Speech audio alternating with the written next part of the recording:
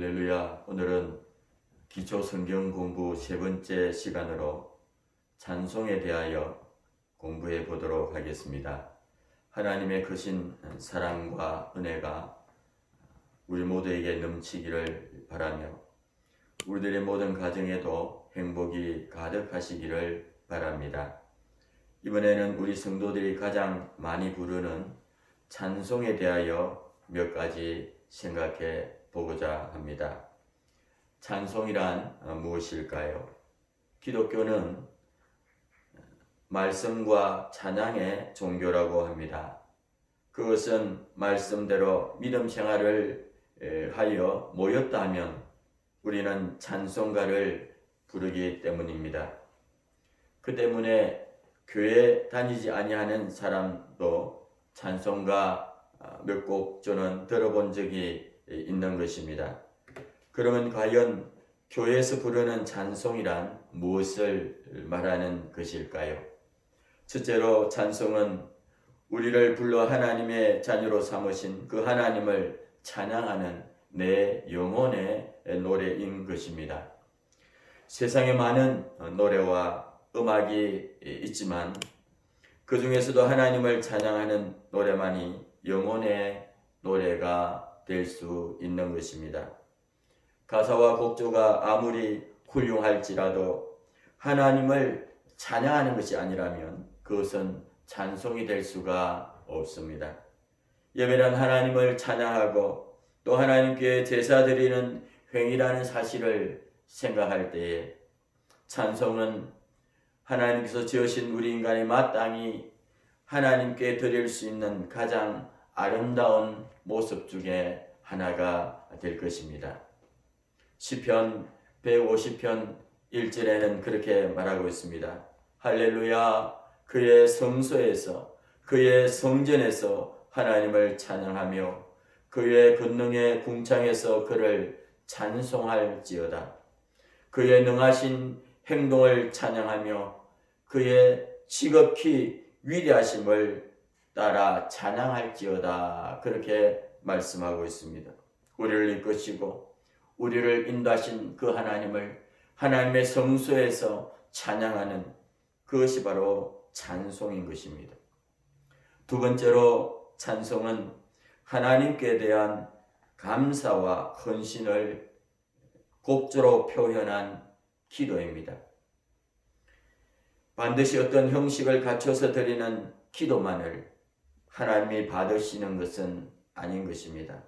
찬송가를 부르면서 우리는 하나님께 진실된 마음으로 나아가며 우리의 소원을 그 찬양에 담아 아뢰할 수 있고 또 우리는 찬양하며 우리의 잘못을 기억하고 회개할 수도 있으며 감사의 찬양을 드릴 수도 있는 것입니다. 찬송가란 바로 우리가 드리는 기도문에 곡을 붙인 것이라고 말할 수가 있는 것입니다. 시편 47편에는 그렇게 말씀하고 있습니다. 하나님은 온 땅의 왕이심이라. 지혜의 시로 찬송할지어다. 세상의 모든 방패는 하나님의 것이며 그는 높임을 받으리로다. 그렇게 말씀을 하고 있습니다. 찬송은 우리의 마음에 진솔한 것을 담아 곡조로 하나님께 드리는 그런 기도와도 같은 것입니다. 세 번째로 찬송은 우리의 신앙 고백을 노래를 통하여 간증하는 것이라고 볼 수가 있습니다. 그래서 모든 찬송가는 작사자와 작곡자의 신앙을 노래로 표현한 신앙 고백적인 그러한 찬송가들이 많이 있습니다. 우리는 그러한 뛰어난 분들이 만든 노래를 찬송으로 부르며 우리도 그 고백과 똑같은 마음으로 우리는 하나님 앞에 찬양을 드리는 것입니다. 시편 23편은 다윗이 고난 중에서 주님을 찬양한 그러한 시입니다. 여호와는 나의 목자시라. 여호와는 내게 부족함이 없으리로다. 그가 나를 푸른 초장으로 인도하시고 또한 그 풀밭에 누이시며 실만한 물가로 인도하신다고 고백을 하고 있습니다. 내 영혼을 소생시키시고 자기 이름을 위하여 의의 길로 나를 인도한다고 말씀하고 있습니다. 수많은 고난과 수많은 죽음의 골짜기 속에서도 다윗은 내 영혼을 소생시키시는 것이 여호와 하나님이요, 내가 지금 부족한 환경에 있지만 모든 부족함을 채워주시는 분이 하나님이라고 고난 중에서 하나님을 찬양하는 것입니다. 사랑하는 여러분, 우리도 인생 속의 고난과 아픔을 당할 때에 주님을 찬양하고 주님을 높여드리는 그 속에서 하나님은 우리의 영혼을 위로하시고 소생시키시고 우리의 인생을 풍요로운 부족함이 없는 성령 충만한 곳으로 인도하여 주시게 되는 줄로 믿습니다. 네 번째로 이 찬송은 다른 사람들에게 하나님을 증거하기 위하여 부르는 것이 또한 찬양입니다. 우리가 부르는 찬송가를 가만히 살펴봅시다. 바로 하나님과 예수님과 성령님을 찬양하는 그러한 내용들 외에도 다른 사람에게 신앙을 건면하는 내용을 가진 찬송가들이 많이 있습니다. 이런 찬송가들과 함께 복음성가 등도 여기에 해당하는 찬송가들이 많이 있는 것입니다. 믿지 아니하는 다른 사람들에게 복음을 증거하기 위하여 우리는 또한 이러한 찬송을 많이 세상 속에서 불러야 될 줄로 믿습니다. 바울과 실라가 복음을 전하다가 감옥에 갇혔습니다. 그러나 그들은 그 감옥 속에서도 하나님을 찬양했습니다. 사도행전 16장 25절에는 그렇게 말씀합니다. 한밤중에 바울과 실라가 기도하고 하나님을 찬송하며 제수들이 듣더라. 이와 같이 또한 주님 앞에 기도하고 찬양하니 그곳에 큰 지진이 일어나고 옥토가 움직이고 문이 다 열리고 사람들의 매인 것이 다 풀어지더라. 그렇게 말씀합니다.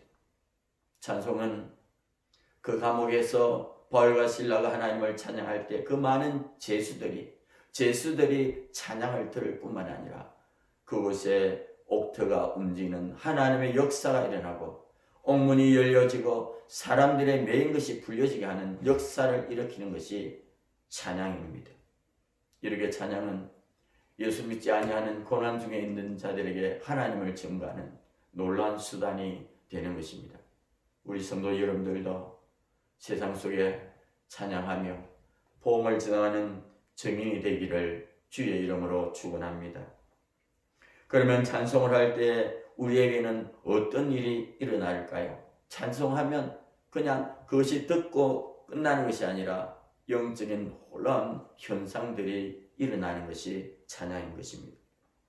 우리가 예배 드릴 때나 혹은 혼자서 찬송가를 부를 때에 우리에게는 분명히 어떤 결과가 나타난다고 말하고 있습니다. 성령의 감동하심으로 부르는 진실한 그 찬양 속에는 우리를 변화시키는 놀라운 하나님의 힘이 역사하게 되는 것입니다. 찬송할 때 찬송은 우리에게 기쁨과 은혜를 체험하게 됩니다. 우리의 심령은 우리의 타락하고 죄중에 연약해진 우리의 심령은 찬송을 통하여 기쁨과 하나님의 은혜를 체험할 수 있게 되는 것입니다. 찬양을 부르고 나서 우리의 마음이 어떻습니까? 마음이 평안해집니다. 어디에서 오는지 모르는 힘이 쏟게 만드는 것이 바로 찬송인 것입니다. 이것은 세상의 어떤 노래도 맛볼 수 없는 귀중한 영적인 체험인 것입니다. 야고보서 5장 13절에도 그렇게 말씀합니다. 너희 중에 고난 당하는 자가 있느냐? 그는 기도할 것이요. 즐거워하는 자가 있느냐? 그는 찬송할지어다. 그렇게 말씀하고 있습니다. 고난과 아픔과 어려움이 있을 때 여러분 하나님 앞에 나와 찬양하고 주님을 높여 드리십시오. 그러면 하나님은 그 찬양 속에 놀라운 힘과 은혜를 여러분의 심령 속에 부어주시고 사고가 찢긴 우리의 마음들이 회복되어지는 놀라운 은혜를 체험할 수가 있을 것입니다. 두 번째로 찬송은 능력을 얻게 하는 것입니다. 찬송가를 부를 때 하나님은 우리에게 힘을 더하여 주십니다. 성경을 읽어보면 찬송가를 부를 때에 모든 대적을 하나님께서 물리쳐 주셨고 다니엘에게 지혜와 총명을 주셨고 바울 사도가 감옥에 갇혔어도 찬송을 부를 때에 옥문이 저절로 열리는 놀라운 기적을 베풀어 주신 것입니다. 찬송은 낙심한 사람에게 위로를 다하여 주시고 실패한 사람에게도 일어날 수 있는 힘을 다하여 주시고 그러한 능력을 주시는 것입니다. 우리가 찬송을 힘있게 부를 때에 우리는 하나님이 주시는 능력을 체험할 수가 있습니다. 이사야 42장 12절에서 13절에는 그렇게 말합니다. 여호와께 영광을 돌리며 섬들 중에서도 그의 찬송을 전할지어다.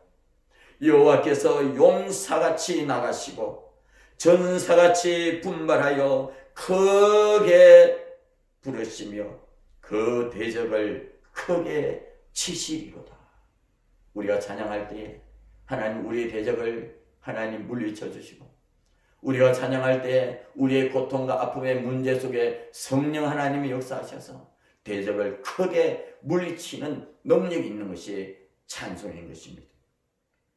그래서 주님은 시편에 보시면 찬양 중에 거하시는 이스라엘의 하나님이라는 것입니다. 찬송은 우리에게 능력을 주십니다. 찬양하여 성령의 능력을 받고 여러분 승리하는 우리가 되기를 바랍니다. 세 번째로 찬송은 우리에게 신앙을 성량하도록 이끌어 주십니다. 찬송은 굳었던 내 마음을 열어줍니다. 찬송은 식었던 마음에 다시 뜨거움을 더해 줍니다. 찬송은 여럿이 다 함께 부름으로써 그리스도 안에서 하나됨을 체험하게 됩니다. 그리하여 찬송은 우리의 심령에 하나님께 대한 믿음의 싹이 자라게 합니다. 말씀과 성령의 능력으로 인하여 신앙이 무럭무럭 자라게 하는 것이 찬송 속에 거하시는 하나님의 능력, 찬송 속에 거하시는 하나님의 위로, 찬송 속에 거하시는 하나님의 치료가 넘치게 되는 것입니다. 시편 57편 9절에는 그렇게 말씀합니다. 주여, 내가 만민 중에서 주께 감사하며 문나라 중에서 주를 찬송하리로다. 오늘도 수많은 선교사님들은 그 많은 어려운 선교지에서 찬양하며 힘을 얻고 낙심하였다고도 또다시 일어나며 또 찬양 속에 하나님의 역사가 임하여 기적을 체험하기도 하는 것입니다. 네 번째로 우리가 찬송을 드리는 그러한 제사로 말미암아 무엇보다도 하나님께서 영광을 받으시게 되는 것입니다. 사랑하는 여러분, 우리가 찬송을 부를 때에 우리의 심령에는 위와 같은 세 가지의 큰 일들이 일어날 뿐만 아니라 하늘에서는 우리의 찬송으로 인하여 하나님이 참으로 기뻐하시는 영광을 받으시게 되는 것입니다. 이것이야말로 찬송을 부를 때에 나타나는 가장 큰 기적이 아니고 무엇이겠습니까? 하나님께서 사람을 지으신 가장 큰 목적 중에 하나가 바로 사람에게서 찬송을 받으시려 하기 때문인 것입니다. 이사야 43장 21절에 그렇게 기록해 두셨습니다. 이 백성은 내가 나를 위하여 지었나니 나를 찬송하게 하려 함이라 그랬습니다. 하나님께 우리를 지으신 목적 중에 하나가 바로 우리가 하나님을 찬송하도록 지음받았다는 것을 말하고 있습니다. 그리하여 우리가 하나님 앞에 찬송하게 되므로 하나님께서 영광 받으시고 또 우리의 삶 속에는 기적이 일어나고 우리의 상한 심령들이 회복되어지고 옥문이 열려지고 착고가 풀려지고 기적이 일어나는 놀라운 찬양의 능력을 체험하여 일평생 주님과 찬양하는 그러한 믿음의 성도님들이 다 되기를 예수님의 이름으로 축원을 드리겠습니다. 그러면 여러분, 이 찬송을 어떻게 부르는 것이 좋을까요? 똑같은 찬송가를 불러도 어떤 사람은 하나님의 은혜를 깊이 체험하는 사람이 있고 또 어떤 사람은 입으로만 노래를 따라 부르기도 합니다.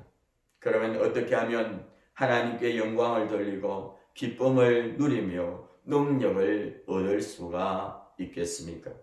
그것은 우리가 찬양할 때 늘 하나님 앞에 감사하는 마음으로, 감사하는 마음을 담아, 그 감사의 마음을 담아 하나님 앞에 찬양을 드리시기 바랍니다.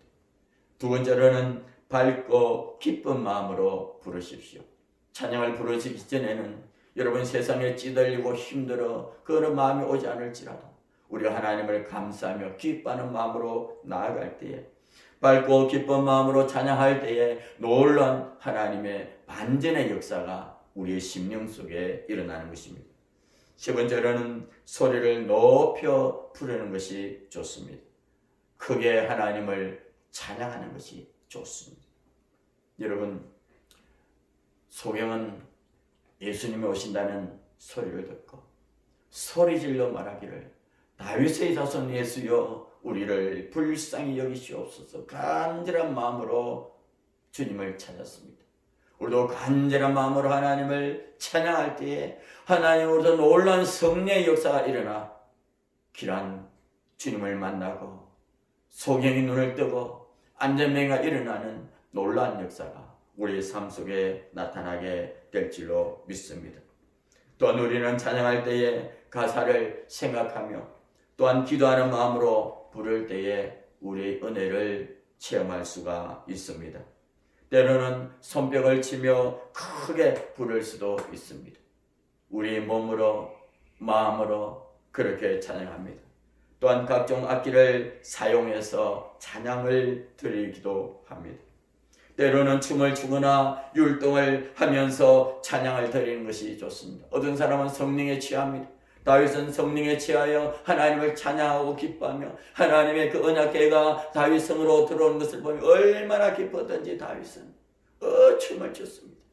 자기의 바지가 내려가는 줄도 모르고 하나님을 찬양하였습니다. 그 다윗을 하나님은 기쁘게 받으시고 이스라엘의 위대한 왕으로 세워가신 것입니다.